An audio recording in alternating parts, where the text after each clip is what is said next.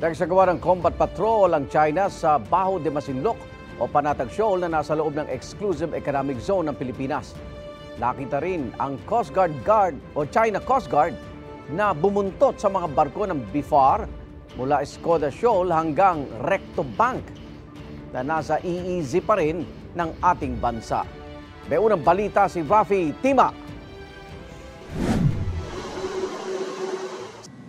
Mula Escoda Shoal hanggang sa Lawak at Patag Islands, hanggang sa Aeroco Reef at sa Recto Bank kung saan namigay ng krudo ang BIFAR sa mga mangingisdang Pinoy, sinundan ng China Coast Guard 21551 ang BRP Dato pagbuhaya ng BIFAR.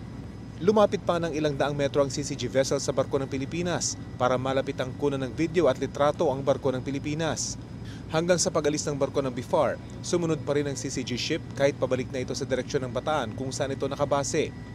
Magdamag binututan ang BRP Dato pagbuhaya, kaya nag-issue na ng radio challenge sa dayuhang barko. In accordance with the international and Philippine national laws, you are within the Philippine EEZ and Philippine mainland. You are conducting illegal activity under Philippine laws. Lahat ng mga nabanggit na lugar nasa exclusive economic zone ng Pilipinas.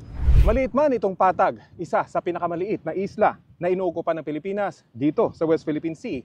Mahalaga daw ang mga ganitong istruktura sa paggigate ng bansa na ang bahaging ito ng karagatang malapit sa Palawan ay bahagi ng teritoryo ng Pilipinas.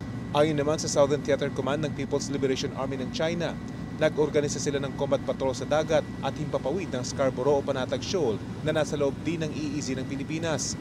Susubukan daw ang kakayahan ng mga tropa ng China sa reconnaissance, rapid deployment at joint strikes.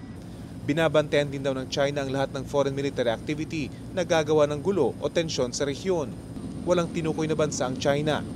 Ayon naman sa Armed Forces of the Philippines, walang indikasyon ng Chinese military activity sa Panatag Shoal batay sa mga inisyal na ulat, maliban sa iligal nilang pagkakahimpilang Chinese Maritime Militia.